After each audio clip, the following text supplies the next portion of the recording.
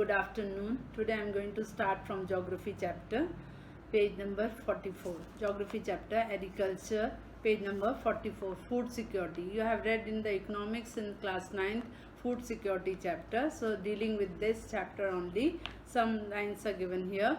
You know that food is a basic need and every citizen of the country should have access to food which provides minimum nutritional level. Everyone is compulsory, everyone is necessary to have the food in this country, not only in this country, towards the world also. If any segment of our population does not have this access, that segment suffers from lack of food security. Now some of the people, they are not getting food properly, so they are lack of food security. The number of people who do not have food security is disproportionately large in some regions of our country. Now in our country, it is telling about our country that some people are not properly, they are getting the food, particularly in the economically less developed states with higher incidence of poverty. Now many people are very poor, those who are not getting their food is not reaching to them. The remote areas, few areas of the country are more prone to natural disaster and uncertain food supply. Now there are many places where there are disaster like earthquake, volcano, tsunami, all this drought, floods. Not only those areas the food is supplying, but there are many other causes also where the food is not supplying. In order to ensure availability of the food to all sections of the society, our government carefully designed a national food security system for seeing all these, that food people are not getting or the proper supply of food is not available in those some of the areas. So government had set up the national food security system. Some design they have set up for the food security system. It consists of two components: how the food will be reached to those places or the poor people. The government had divided into two components. One is a buffer stock, another is a public distribution system. So food can be reached to the people, not only the poor people, those disaster places also where the food is not reaching. So in two methods government had tried to reach the food. One is a buffer stock, another is a public distribution system. You have to underline this sentence.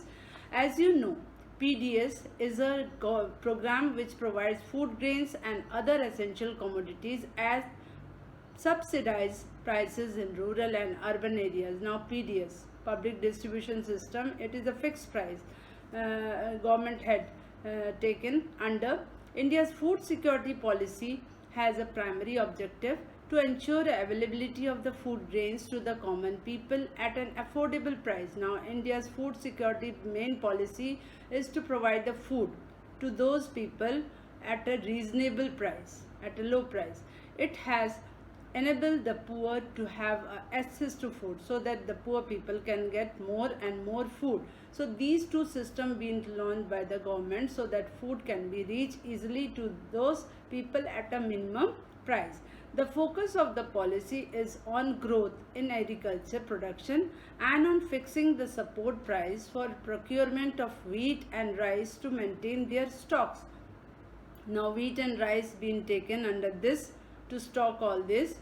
Food Corporation of India, FCI, it is one of the department, is responsible for procuring and stocking food grains, whereas distribution of ensured by public distribution system. So FCI is one of the department where all the food grains are stored, and here also in public distribution system also how to distribute the food among all the poor people.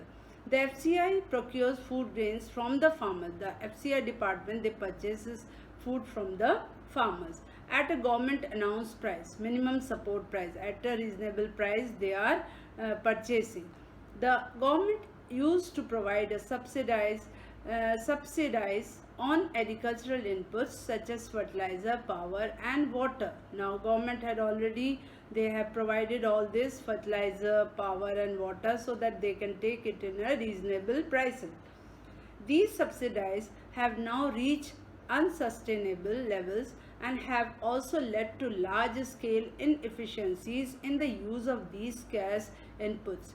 Excessive and imprudent use of fertilizer and water has led to waterlogging. Now excessive use of fertilizer and water, if they will do, then there will be a waterlogging, salinity, and the depletion of the essential micronutrients in the soil. So there will be a lot of disadvantages in this soil.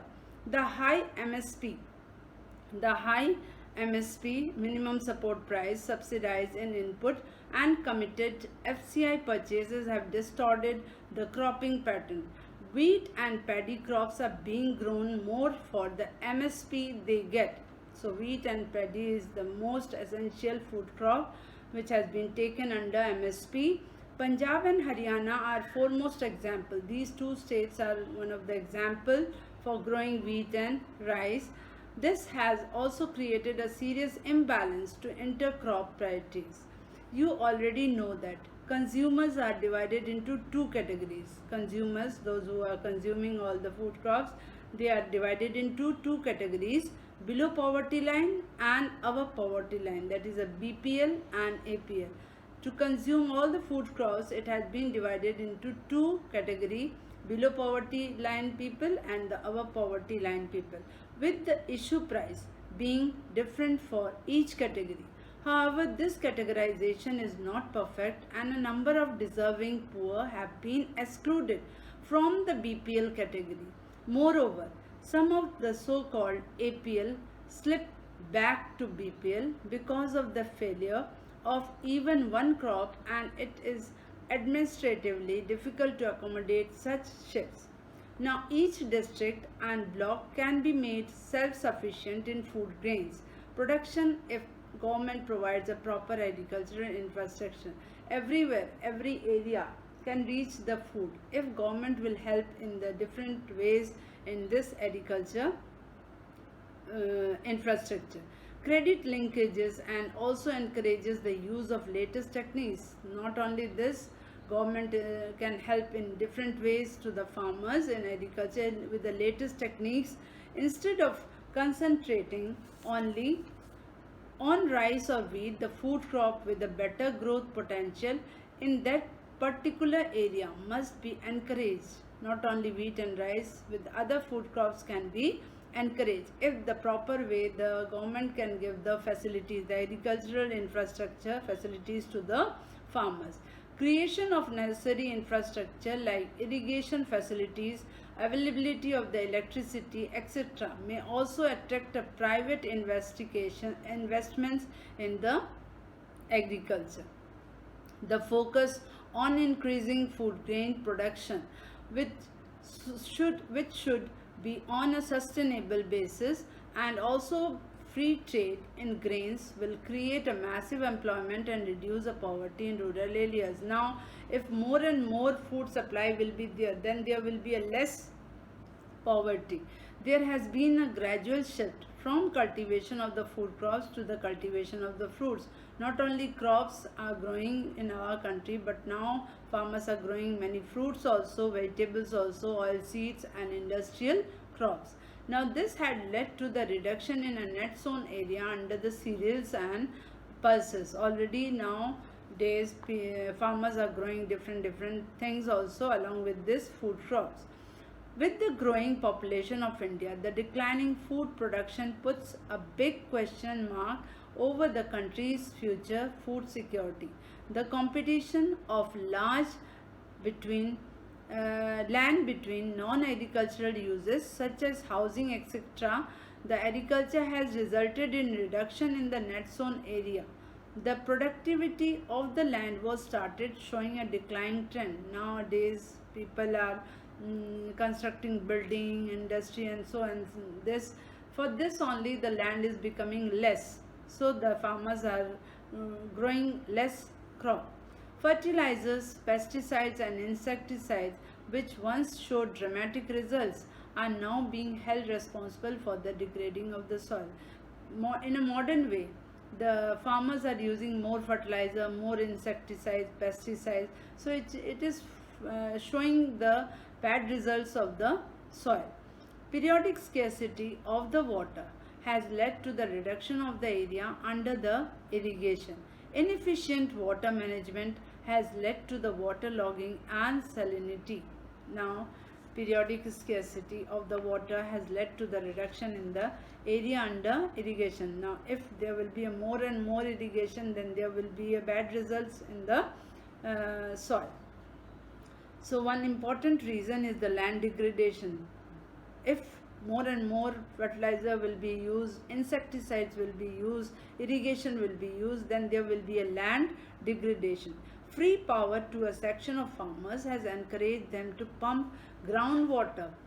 Farmers are using more and more groundwater and grow water intensive crops in low rainfall areas. Sugarcane in Maharashtra, like in rice in Punjab, farmers are growing with the irrigation, with the help of irrigation, and sugarcane in Maharashtra, there also the irrigation they are doing. This unsustainable pumping has reduced the water storage in aquifers. Now there is a reduction of the water storage in the aquifer. Consequently, many wells and tube wells have run dry because farmers are doing more and more irrigation.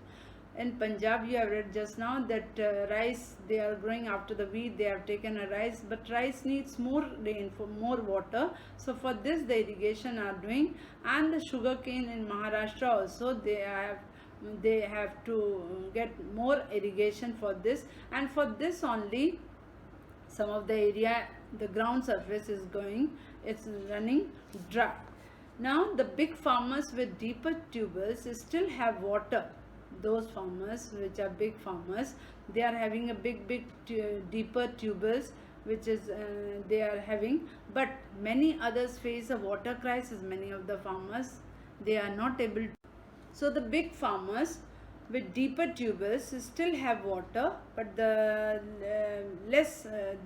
small farmers, they are not having such type of deeper tubers. But many others face a water crisis. Not all the farmers have to face the crisis, but the small farmers, they have to face the crisis. Inadequate storage and marketing facilities also act as a disincentive to the farmer. Thus, the farmers are badly affected by the uncertainties of the production and market. That's why some of the farmers are getting more production, some of the farmers are not getting a good production for the market. They suffer from a double disadvantage as they pay high prices for inputs such as HYV seeds, fertilizers, etc. Now some of the farmers, they have to suffer if they have spent a lot of money for their production like HYV seeds and fertilizers, but the lack of bargaining power to fix prices in their favor. So they are not getting more profit as afterwards selling in the market. All the production reaches the market simultaneously. Every production, it reaches to the market. The higher the supply, the lower is the demand. The higher supply is there, but the demand is very low. This causes distress sale also. Therefore, there can be no food security without the security of the small farmers. So there is written here that there is no food security without the security of the small farmer. So like this way it is given all about the food security. Tomorrow I am going to start from the impact of globalization on agriculture.